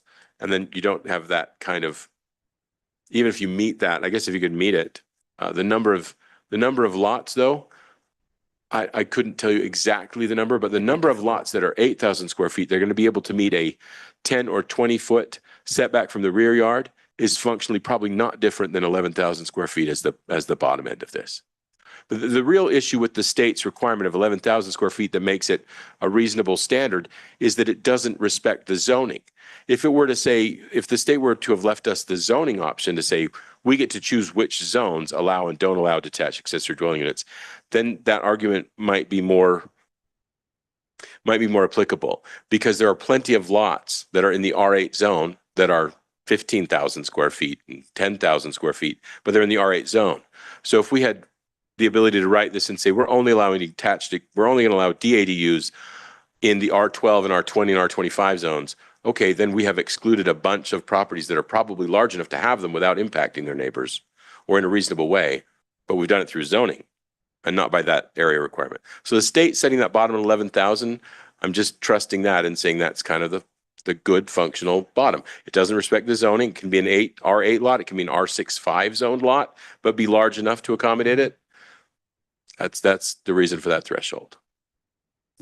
It just seems that it would solve its own problem with the setbacks.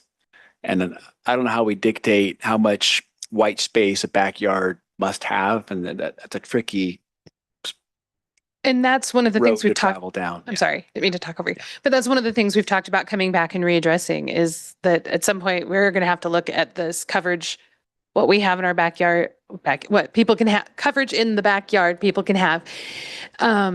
Because with detached ADUs being able to go in, that changes the calculus of how much pools, tennis courts, and sheds you can have in your backyard. And so and I'm going to say it out front, we recognize to some extent, as we've discussed this, that there is limitations in trying to get this off the ground within, I mean, the legislature literally gave us gave cities A few 6 months, less than, actually not even 6 months. It's like 5. So there are more things we're going to have to come back to and look into. But I do hear what you're saying. I do understand where you're coming from. Susan? I was just going to say, I think we all, just like you mentioned, what you just mentioned, we all recognize that this is a first shot at this and we'll do our best. But I like having that higher number at 11,000 because then we can kind of see how it rolls out. If we start low, we don't get to take that back and go, oh, just kidding. We're going to bump it up to 11,000. I feel like starting at 11,000, seeing where the problems arise and what we need to do might be beneficial. And not going down the what if thing too far. I mean, we have this vague-ish thing from the state that we can't have setbacks that are unreasonable to be able to build. And depending on what the setbacks end up being, it could literally eliminate pretty much, like I said, we measured our backyard. I think these setbacks would eliminate our backyard, even though I'm in an R8, right? Okay, yeah, Darren. I have a clarification question and then just an I'm dumb question. The clarification question is you keep saying, you refer to the state mandate, and I just want to make sure I understand that state mandate. The state mandate is that we write code allowing DADUs, I like the term, sorry, allowing DADUs on 11,000 square foot and above lots. It does not prohibit us, right, from allowing them on smaller sizes? Yeah, that's true. Okay. It doesn't say we can't go smaller. It says we can't require larger. That's exactly right. Okay. Thank you. Even though you call them dadus, like a beat. Because I'm just wondering, I kind of wonder if you can't resolve this problem via the setback rule instead of the lot size rule. I bristle a little bit at any kinds of codes that seem to distinguish rich people can have this and less rich people can't, unless you have, like, setbacks are uniform. And so No, that's I get just that. is a little bit of a hang up for me. I can understand that, and there's a lot of sense to be made there. I Yeah. think Madeline's point is well taken, though, that we don't know, because the most ambiguous thing the state said in its current mandate is this whole don't be unreasonable. Don't make it unreasonably difficult with your setbacks. Right. And we don't know how they might come back and say, if we require 20 feet from a lot on an adjacent, from a dwelling on an adjacent lot, they might come back next year and say that's unreasonable. And so thou shalt allow them no more than 5 feet from property lines. And all of a sudden that whole argument is gone, that it's not impacting, because it absolutely is going to be a more of an impact than it is with if we rely on the setbacks. That's ambiguous. Them saying 11,000 square feet, that's a good bright line I can go to and trust that doesn't get, I mean, that still could go away too. We don't know. Yeah. But for now, that's a bright line I can count on. And I'll take that over the setbacks, hoping that the setbacks remain in place. Yeah. Okay, that's helpful. I said I also had a dummy question, but if people have other questions along this line, I guess my dummy question is, so the kind of one of the most persuasive things that you said to me was that people still have choices. If they can't meet the DADU, they can do the ADU. The ADU. But is that a viable choice? I'm wondering if the regulations are more prohibitive for ADUs. They're exactly the same in terms of egress and wiring and habitability. They're exactly the same. Okay. So you in some cases, it might be, in fairness to the question, because it's not a dumb question at all, it might be harder in an older home. For example, the big killer in older homes is to make those windows, egress windows, so windows you can get out of as a fire escape, right? Older homes have those little tiny windows and those high foundations. You have to dig those out. That's expensive. It's not easy to do. Some folks it might be easier for some folks to drop a detached unit in the backyard instead of doing that in the basement. But the choice is still there. But there are cases where you could say it might be easier for them to not have to do that. But those same houses, the ones that are the really old ones, they're going to have other issues too. And, serving those issues are going to come up. They're going to try to serve that new detached accessory dwelling unit off of their existing water line that's probably too small and going to have to be replaced. They're already going to be facing challenges. Everything is easier when it's new. The air conditioning in this building works much better than the air conditioning in the old city hall, right? Everything that's new is easier to deal with. And that's going to be true for DADUs and ADUs as well. Converting a garage, in many cases, the state wants us to make sure that we don't disallow people from being able to take an existing structure like a detached garage and say, we're going to convert this instead because it'll be arguably cheaper. But 20 years behind the desk working with building permits and stuff tells me that sometimes the reason you lose old homes is sometimes because it's cheaper to take them down and start over than it is to fix them and retrofit them. That's just true. So those folks might be like, well, we're going to take down this garage and replace it with a new detached accessory dwelling unit because it's cheaper overall than converting the old garage.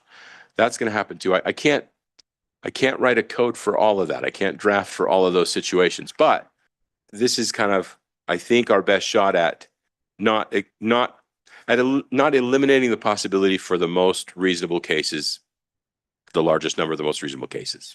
Does that make sense? And thank you for taking my question seriously, because it did refer to the fact that, okay, maybe the regulations are the same, but are there unforeseen obstacles, right? Absolutely. And I worry about, unforeseen obstacles and you named one. So, and that was, I appreciate that. Thank you, Jared. You bet. I'd also like to reframe the 11,000 square foot thing, because we're also looking at a situation in which the state has said, and you can correct me if I'm wrong here, but the state has said that by right, you can have a detached accessory dwelling unit on any lot over 11,000 square feet. And so we're hitting at a point where what is it, October 1st or whatever the magic date is. Yeah. That once that happens, people can start building these. And I think we would much rather have some form of regulation in place for the 11,000 square foot lots, so that when that happens and people start coming, that there is a set of regulation around it. And then, as opposed to having nothing. Right. And I think absolutely, there probably is a lot of policy discussion and stuff to be done by city council as to what is wanted in Orem under 11,000 square feet.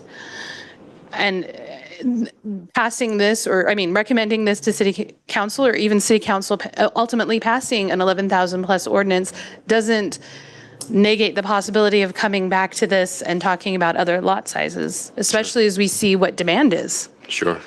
Sure. Okay, Micah? Just one thing. Being one of those residents that lives on a smaller lot and being in a neighborhood that is, let's just say, under transition. Mhm. Okay. The big thing to remember is that seeing how existing circumstances currently are, it's much easier to implement something like this in a safer margin at 11,000 square foot lot versus coming in too tight and then having to correct an issue that maybe we made the wrong choice because we went to 9,000 square foot lots or 8,500 square foot lots. It just, my main thought about the 11th square, just to get it out of the way, is 11,000 square feet is a larger area that allows for more consideration on placement, being respectful of the neighbor. I don't want I happen to live in an area where I've got a multifamily dwelling right behind my house. I've got cars going there literally 3 feet away from my boundary at all hours of the night. I've got people who are coming in at 11 o'clock at night, midnight, 1 o'clock in the morning with their radios blasting. So I am a little bit sensitive as a neighbor saying, let's start at a safer area. We'll go with 11,000 square feet. We can amend this any which way later as things come up. But to me, I think the state was wise in saying, let's focus on slightly larger lots, see how it goes. And then if we need to make any changes from there on a city by city basis, we can make those changes. Anyway, that's all I have to say. Thank you. Carl? Just a couple observations that I've made as we've gone through this process. First off, we now have 5,800 lots that can now have ADUs, which the city never had. So we've already increased the ceiling of accessory units. The other thing is we don't have data on stormwater impact, on neighbor experience, on neighborhood impact. And so I think, to Micah's point, it's right on the head of the nail. We start here in a safe haven because we don't have no experience. We're guessing, and start a little safer. And then if we find that experience says stormwater isn't impacted because we're now putting, structures on those lots, and the neighbors aren't, so impacted because we're now putting dwellings closer to their residents, and the neighborhoods are not being impacted, the complexity or complexion of the neighborhood's not changing, then we can become more liberal. And I think we don't want to go too far and have to retrench on this. I think this is a very safe haven, and that makes me feel more comfortable in making a recommendation. And then if our experience, tells us something after we do this, then let's come back and revisit it. And it's not like this is set in stone and we can never change it. We can.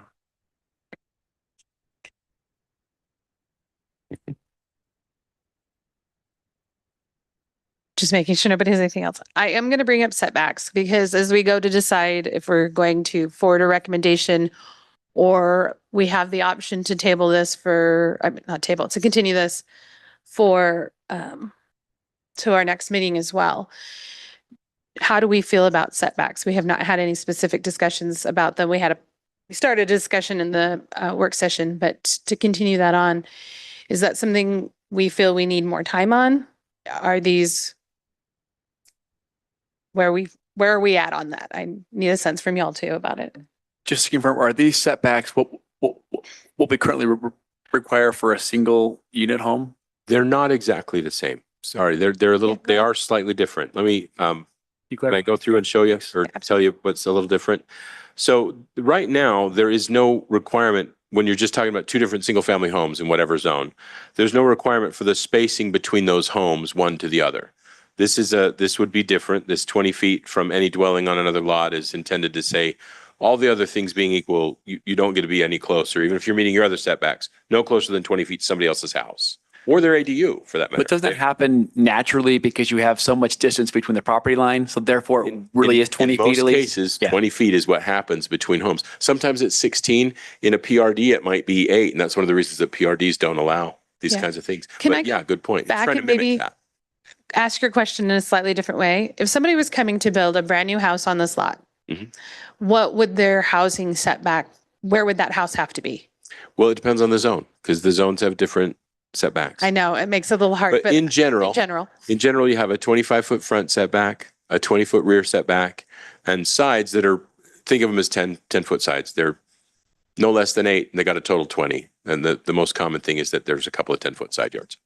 So for clarification, really us saying 10 feet from the interior property line, the only difference between that and what we require for a primary dwelling is that we're allowing 10 feet instead of 20. Right. And I feel this, like I just asked that really terribly. So thank you for no, I think understanding my question. you asked it perfectly. That's no problem. It does mimic it. The 20-foot is like an assurance in case there was some, because there are those homes, for example, that don't meet the setbacks that they're supposed to meet. In an old neighborhood, we might require 10-foot side yard setbacks, and they might be 6 feet from their side yards. We had this comes up a lot. There are non-conforming properties, and they're allowed to stay the way they are. So if you have a lot next to an older home that was built a long time ago, and it's got legal but non-conforming setbacks, it's only 4 feet from its property line. The 10 feet isn't going to get you 20 feet from their house. So you're going to make up the difference with your DADU as opposed to them paying the price for it for existing already. So you're going to go 20 feet from their house and add 4 feet to your 10 that you've got, or 6 feet to your 10 that you're required anyway. So there are those instances where it's going to come up, but mostly not. It's going to mimic the 10-foot setbacks, and pretty much you're going to rely on that. But the 20 feet is like a safeguard. Yeah, just want to comment that again, it seems like a safe buffer to start with. It's a lot harder, as you suggest, Susan, for us to pull that back later. And so it seems are like you reasonable. are you saying I'm saying I support increase those. or what's here? No, I Okay. support that. Yeah, I'm just trying to be clear. Yeah. The other one that's different is the other one's different is that this interior property line, I've not proposed in this current draft any difference between a side yard and a rear yard, for example. So this would still have the 20-foot requirement for anybody else's house, but it would only be 10 feet required from a rear yard. So the difference is that normally, like was brought up in the work session, normally between two normal conforming single-family homes will be 40 feet apart at least in the backyard areas. And if you met these setbacks that are required here with a DADU on your lot, you would only be 30 feet maybe from the house on the other side, the property adjoining you to the rear. So as opposed to the 40 feet that's probably there now. In fact, there's probably a lot more than that right now, because if you're an 11,000 square foot lot and you can place this, you've probably got a bigger than 30-foot rear yard, So not distinguishing between those, that needs to be pointed out. I just said interior property lines. One more question about the 25 feet. Yeah. From the public street. Sure. Explain that, and what would that be like if I just had just a single unit home? Do I have that same restriction, and why 25 feet? Can you say it louder, Jeff? I'm sorry. Just want to confirm the rationale on the number of feet between a public street. Yeah. I mean, is that the same as a single family home? 25 for a front yard. In many cases, the corner side can be 20. This is 25 from a street because this will likely be in the rear yard area of a corner side, or the visible corner side of the rear yard area.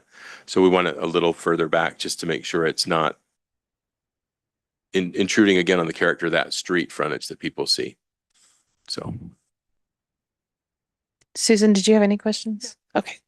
I thought you did. So I'm sorry. Yes, she does. I do have a question. Sorry, brought to mind. strangely, I've been getting notices on my phone and of all of these, I can't imagine why, all these accessory dwelling units that you can buy on Amazon and just drop in. And that includes yurts that you can drop in and put on a foundation. I'm assuming yurts would be out of the question for anything here. Do we have anything that prevents that? Do If we it need met to the address that setbacks and the here? height. Just throwing that out. And for it's connected to utilities. for $5,000, you can get a yurt for your backyard. If it's on a foundation, so I wouldn't say you couldn't do it, but it would have to be on a permanent foundation. It would have to be hooked up to utilities. It would have to pass building codes for permanent habitation as a dwelling, fire and safety codes too. And I don't know enough about yurts to know if it could do that. Yeah. I would say, it's a good maybe point. it could. We can't say they can't have canvas walls under state code, so. It's also good to know that your phone is listening to you talk about accessory dwelling units and It's a advertising. little freaky. Does anyone else have any comments about setbacks? Specifically? Okay. And then my other question is, where are we at? Do we feel we need more time to consider this? Do we want to give it another 2 weeks to have some further discussions? And making a recommendation to city council? Okay. All right, then let's move to motion. If there's no further discussion. So further discussion, you can discuss more if you want, or you can make a motion. Can I do that? Susan? I'll do that. I move that the Planning Commission forward a recommendation of approval to the Orem City Council for the request to amend Article 22-6 of the Orem City Code, establishing regulations for detached accessory dwelling units. Do I have a second? I second. Okay, Susan moved and Micah seconded that we forward a recommendation of approval to the Orem City Council on this item. Okay, we'll go to vote. Jeff? Aye. Aye. Aye. Aye. Hi. Aye. Okay. This item will be forwarded with a recommendation of approval to City Council. And they'll be taking that up at a meeting to be determined. Coming soon to a meeting. Coming for soon you. Yeah. to a meeting. Thank you for all your work on that, everybody. I know it's a lot to take in all in the time that we have. So we'll try to keep you updated. Thank you. Gary, you've been really silent today. Do you have anything for us? A couple of things. So the Neaters project with the home built, that was approved by the council last night. The council also approved the rezone from public facilities in R12 to R8 of the city property and that other property over there, about 1500 south. And we are working with the council. We like to, every once in a while, have a joint meeting of the council and planning commission so that you can come in and discuss things of interest and importance to each other, and you can help and you can understand as a recommending body to the council some of the council's priorities and what they're looking at and things that they might want you to spend time on, issues dealing with that would rank high on their priority list. And so to have that kind of back and forth discussion about things, we're don't know for sure when that will be, but keep an eye out for that. We would more likely than not notice it for a Tuesday. City council. Yeah. Yeah, and that's a typical city council day. Okay. Okay. Thank you very much. Okay. If there's no further business, then do we have a motion to adjourn? Can I say Well, yeah. just one thing? We always pepper city staff with questions. Tonight I was doing more peppering than usual. I just want to say, Jared, I really appreciate your thoughtful answers and all the work you put into this. You do a great job, and I'm always pleased with your thoughtful responses. Thank you so much. And same for Aaron, too. And I appreciate Gary, that. when you come up. I appreciate the questions because I find that I'm not really thinking about things clearly until someone is asking me a question when I'm sitting right here. This is my favorite place That's exactly right. Good questions. I just wanted to say that. Thank you. Really good questions tonight. I appreciate We it. appreciate it. And I was just going to say, we love the questions. And it helps us to be better. I can't tell you how many times we'll have a meeting like this and we go back, it's like, oh, gee, I didn't even think of that. And that's the value of having a planning commission, that iterative process back and forth. So thank you very much for being willing to do that. Okay, would anyone like to make a motion to adjourn now? I move that we adjourn. Okay. Do I have a second? I second. Okay, Carl moved and Jeff seconded that we adjourn. Jeff? Aye. Aye. Aye. Aye. Aye.